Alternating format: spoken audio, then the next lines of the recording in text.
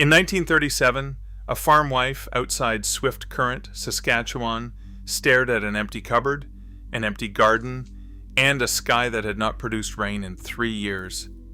She had 4 children. She had no money. The nearest town was 20 miles away and had nothing to sell her even if she could get there. That night, she walked into the field behind the house, trapped 2 gophers, skinned them, and made a stew. Her children ate it without asking what the meat was. That stew is number 4 on this list. Number 22 costs nothing because every ingredient grows wild. Number 9 was shipped by railcar from the other side of the country by people who had never met the families they were feeding. These 25 meals were not chosen. They were endured. They kept Canadians alive during the worst decade this country has ever known. When the crops failed, the dust rose, and the government told people to help themselves. Hit that subscribe button. Let us count down the 25 forgotten meals Canadians actually ate to survive the Great Depression. Number 25th, water gravy on bread. When there was no meat, no milk, and no butter, there was still flour and water and the dripping left in the bottom of a pan from the last time something had been cooked in it. You heated the fat, stirred in flour until it browned, added water, and stirred until it thickened. Then you poured it over bread. It tasted like almost nothing. It tasted like flour and salt and the ghost of whatever had been cooked in that pan 3 days ago. But it was warm, it was thick, and it filled the space in your stomach long enough to get through the morning. Farm wives across the prairies made this when the pantry was down to its last shelf. They did not call it a recipe.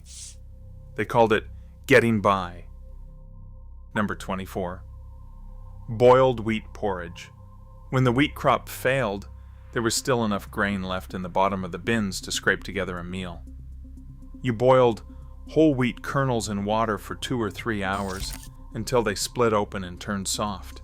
The result was a heavy, chewy porridge that tasted like the field it came from. You ate it with a pinch of salt if you had salt. You ate it with a spoonful of sugar if you had sugar. You ate it with nothing at all if that was what was left. In Saskatchewan during the worst years, farming families ate boiled wheat for breakfast, lunch, and supper because it was the only food they had not sold or lost. The wheat was supposed to go to market, but when the price dropped to 29 cents a bushel in 1932, the lowest in 400 years, there was no point selling it, so they ate it. A bushel of wheat kept a family alive for a week. Number 23, dandelion green salad. Every lawn in the country was full of food, and most people walked right past it.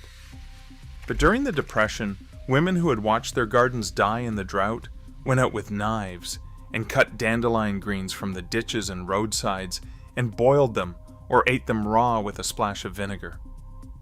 The young leaves were tender and slightly bitter. The older ones were tougher and needed cooking. Either way, they were free, and they contained more vitamins than most of the food available in stores. Children were sent out with buckets to pick them. In towns across Ontario and the Maritimes, families who had never foraged before learned to recognize dandelion, lamb's quarters, pigweed, and wild mustard. The ditches became the grocery store, the weeds became supper. Number 22, potato peel soup. Nothing was thrown away. When you peeled potatoes, the peels went into a pot with water, an onion if you had one, and salt. You simmered it for 20 minutes, and the starch from the peels thickened the water into something that resembled broth. It was not filling. It was not particularly nourishing. But it was warm, and it was something. And on a night in February, when the temperature was 40 below and the cupboard held nothing but a bag of potatoes and half an onion, something was enough. Families in mining towns across northern Ontario and Cape Breton made this regularly during the 30s. The men were laid off from the mines. The company stores had stopped extending credit. And the women in those kitchens turned peels into soup and called it supper without apology. Number 21. Sugar on bread. A slice of bread spread with butter or lard. sprinkled with white sugar. That was the meal. For children across the country during the Depression, this was breakfast, lunch, after school, or the snack they were given when there was nothing else. The bread was usually homemade because store-bought bread was a luxury. The sugar was one of the few staples that stayed cheap through the worst years. It was not nutrition. It was calories. Pure energy pressed into a child's hand by a mother who had nothing better to offer. A woman in Winnipeg told a newspaper in 1935 that her children asked for sugar bread every afternoon, and that she gave it to them every afternoon because it was the one thing she could always say yes to. Number 20. Flour and water pancakes, no eggs, no milk, no butter, just flour, water, a pinch of salt, and a pinch of baking soda if you had it. You mixed the batter thin, poured it into a hot, greased pan, and fried flat cakes that were closer to crackers than pancakes. They were dense and bland and chewy, but they filled you up. With a drizzle of molasses or a smear of lard, they passed for breakfast. Without anything on them at all, they passed for survival. In the relief camps, where single unemployed men were sent by the government to do manual labor for 20 cents a day, these pancakes were served alongside weak coffee and nothing else. The men called them by names that cannot be printed here, but they ate them because the alternative was not eating at all. Number 19. PEA soup from government rations. During the worst years of the Depression, the government distributed rations to families on relief. The standard package included flour, split peas, salt pork, cornmeal, molasses, and cocoa. It provided about half of what a person needed to survive. The split peas became soup. You soaked them overnight, simmered them with whatever scrap of pork or bone you had, and ate the result for 2 or 3 days. In Newfoundland, where a third of the population was on the dole by 1933, pea soup was not a tradition. It was a sentence. The dole rations were policed. If a man was caught fishing or hunting to supplement them, he could be cut off entirely. So families lived on the government peas and the government flour and tried to make both last until the next ration day. Number 18. Lard sandwiches. A slice of bread, spread with rendered lard, and sprinkled with salt. It sounds inedible. It was not a meal anyone would choose, but lard was cheap, it stored without refrigeration, and it provided the fat and calories that a body needed to keep working in cold weather. Prairie farmers spread it on bread the way wealthier families spread butter, and their children carried lard sandwiches to school in lunch pails and ate them without shame because half the class was eating the same thing. In lumber camps across northern Ontario and Quebec, lard sandwiches were standard fare. The cooks kept buckets of rendered pork fat in the kitchen, and the men spread it thick because fat was fuel and the work never stopped. First, pattern break. Here is what the history books leave out. The Great Depression in Canada was not one crisis, it was two. In the cities, people lost jobs and savings and homes. That was terrible. But on the prairies, the economic collapse arrived alongside an environmental catastrophe that has no equal in Canadian history. The rain stopped. The topsoil blew away. The grasshoppers came in swarms thick enough to blot out the sun, and they ate everything, the crops, the garden, the fence posts, the laundry on the line. In 1937, the southern plains of Saskatchewan produced almost no crop at all. 2/3 of the province was on government relief. People died of scurvy and rickets and starvation, and those were just the deaths that were reported. The meals on this list are not quaint. They are not charming Depression-era nostalgia. They are evidence of a national failure to feed its own people. Number 17.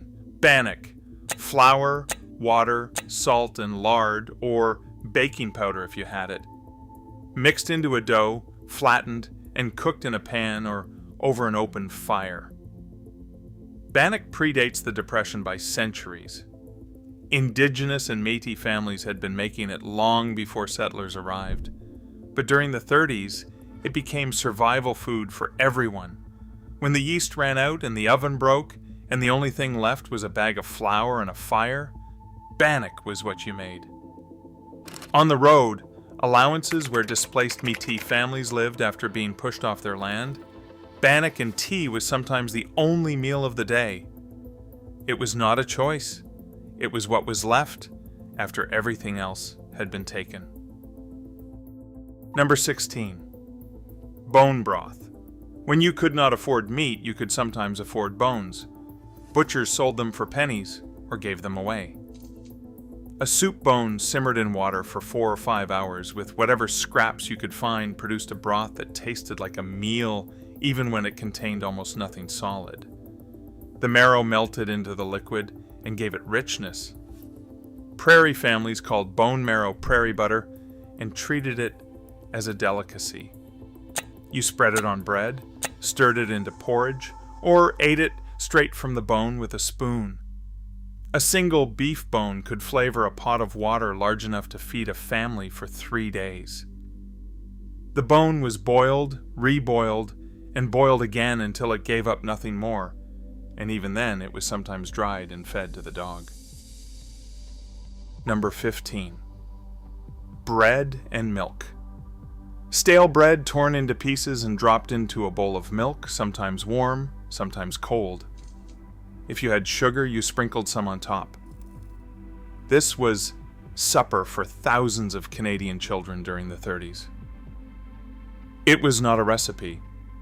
It was what a mother served when the bread was going stale and the milk was about to turn, and there was nothing else. In Quebec, they called it soupe au lait, and they served it warm with a bit of nutmeg.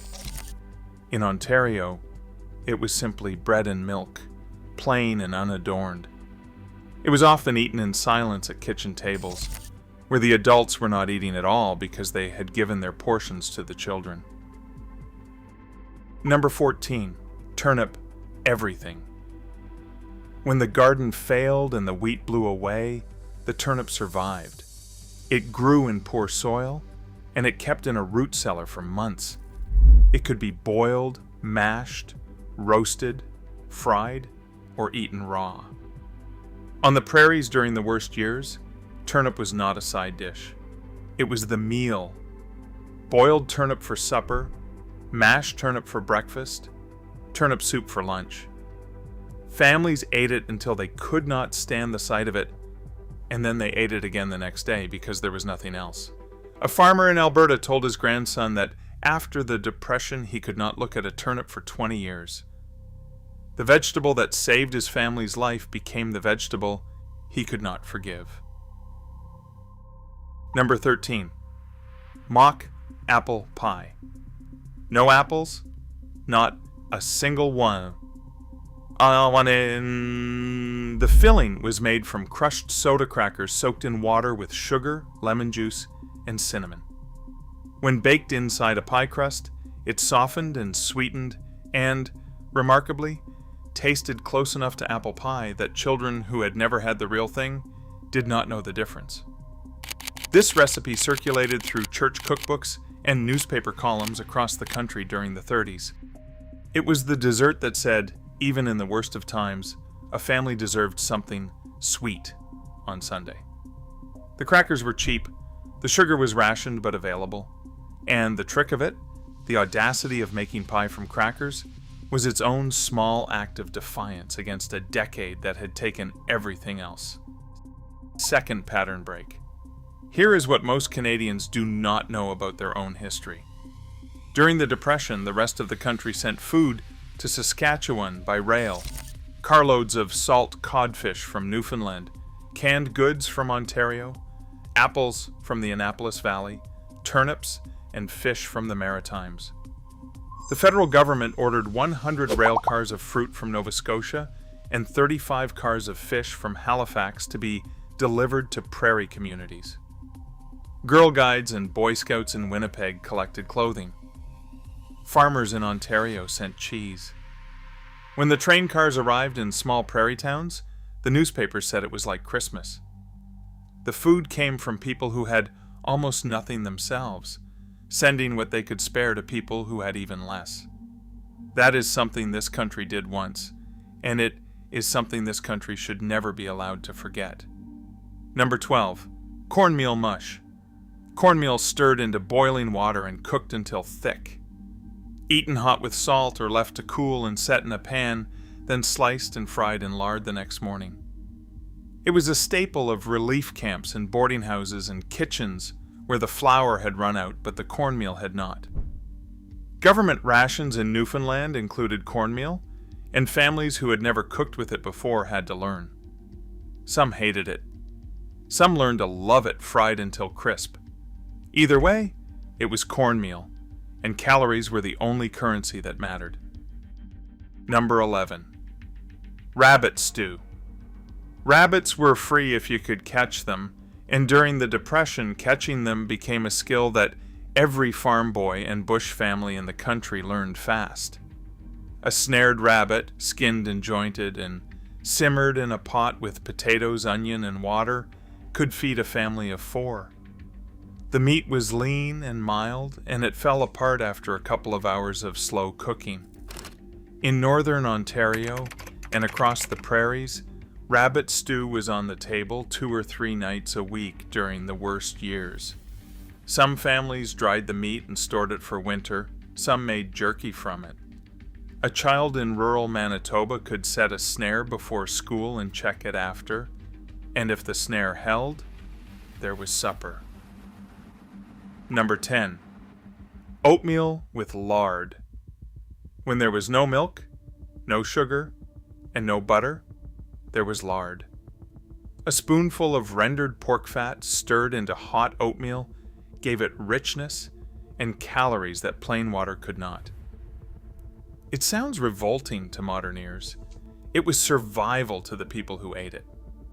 Lard was the cheapest fat available during the Depression, and it went into everything: porridge, bread, soup, and beans.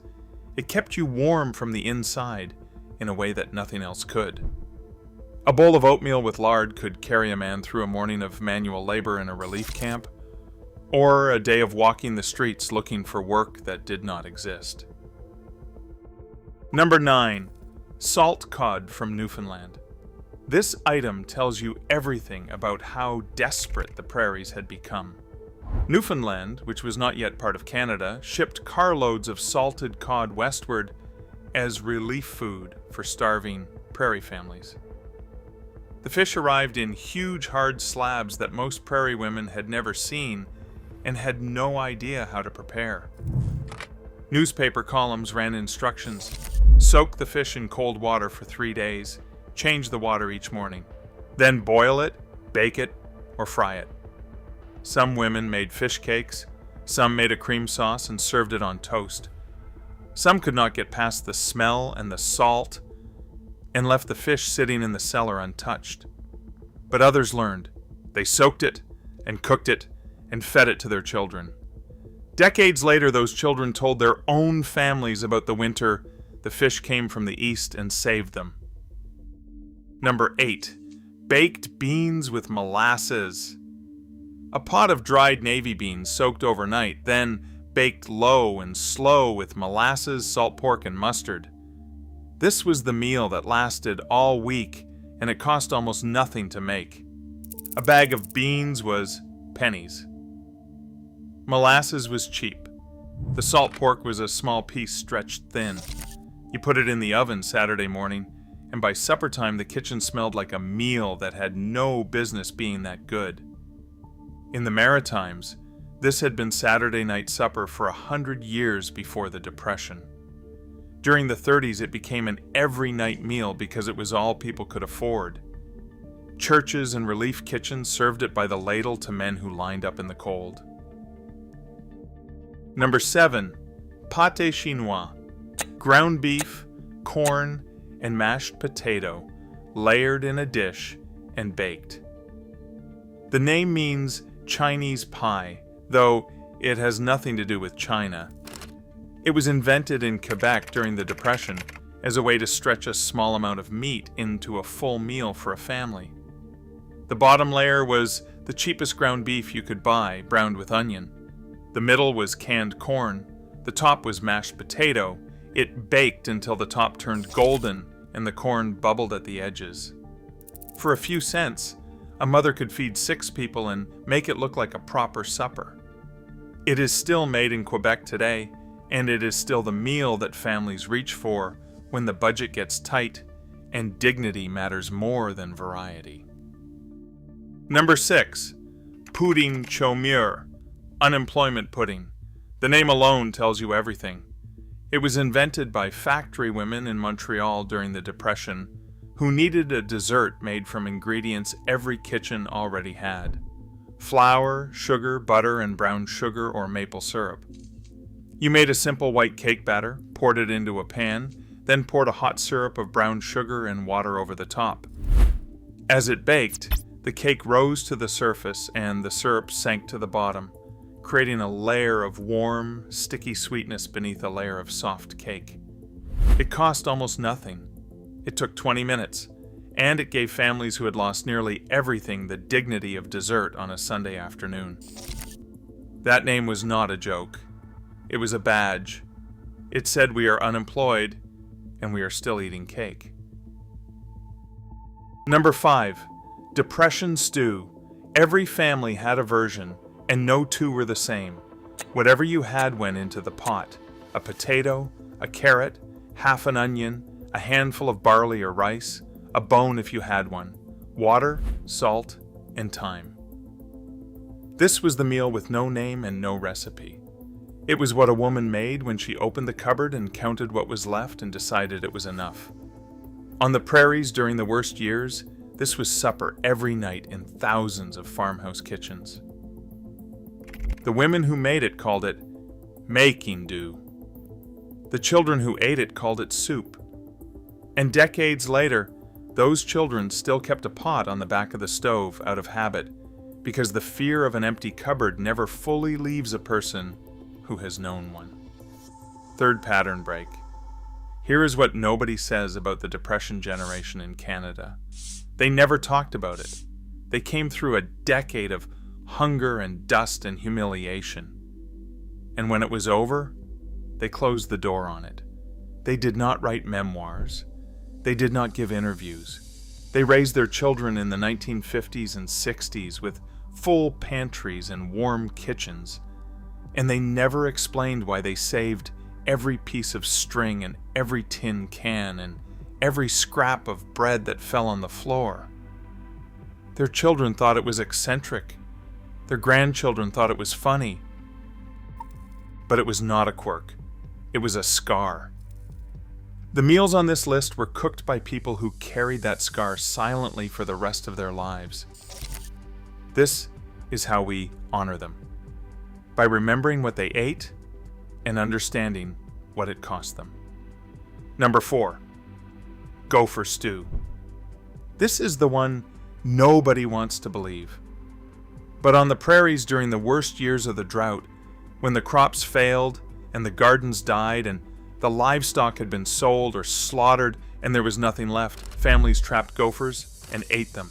Stewed gopher, fried gopher, canned gopher, gopher pie.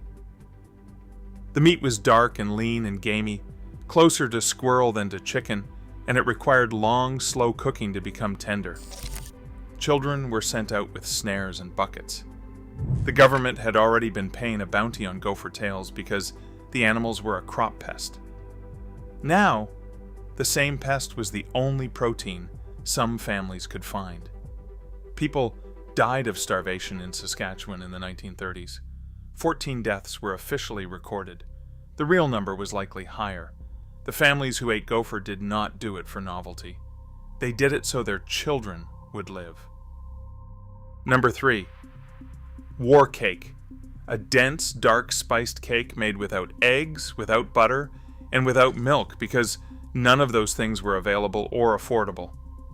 The recipe used water, lard, brown sugar, raisins, cinnamon, cloves, and flour. It was originally created during the First World War when ingredients were rationed, and it came back during the Depression when they were simply gone. The cake was moist from the raisins and rich from the spices, and it kept for days without going stale. Church women baked it for funerals and potlucks. Mothers baked it for birthdays when there was no money for a proper cake. It was the dessert that said we have almost nothing, but we still have enough to celebrate. The recipe was printed in newspapers and church cookbooks across the country and passed down through families who kept it not because it was the best cake they had ever tasted, but because it was the cake that proved you could make something from nothing. Number 2, habitant pea soup, the meal that kept Quebec alive. Split yellow peas, salt pork, onion, and water simmered for hours until the peas dissolved and the broth turned thick enough to hold a spoon. It had been the backbone of the province since the 1700s, but during the Depression it became more than tradition. It became the line between eating and not eating. A bag of split peas cost pennies. The salt pork was a small piece made to last. The soup fed a family for days and reheated perfectly every time. In the relief kitchens of Montreal, it was served by the bowl to men who had lost their jobs in the factories and their pride along with them. A bowl of hot pea soup and a piece of bread was not much, but it was warm, it was filling, and it meant that someone somewhere had stood at a stove and decided that feeding strangers was worth the effort. Number 1, bread. Not a meal made with bread, just bread. Homemade bread, baked in a wood-fired oven or on top of a stove, from flour that was sometimes the only thing left in the house. During the Depression, bread was the last thing between a family and hunger. When the meat was gone and the vegetables were gone, and the sugar was gone and the lard was gone, there was still flour and water and a stove that worked. A woman could make bread from those two things and feed her family for another day. In 1937, when 2/3 of Saskatchewan's farming population was destitute, the government ration included flour above all else, because flour meant bread, and bread meant survival. It was the oldest food in human civilization, and during the worst years this country has ever known, it was the only thing standing between millions of Canadians and starvation. No meal on this list is simpler. No meal on this list mattered more. Here is my challenge. Talk to someone who remembers. A grandparent, a great-aunt, a neighbor who grew up on the prairies or in the outports or in a mining town in Cape Breton. Ask them what they ate.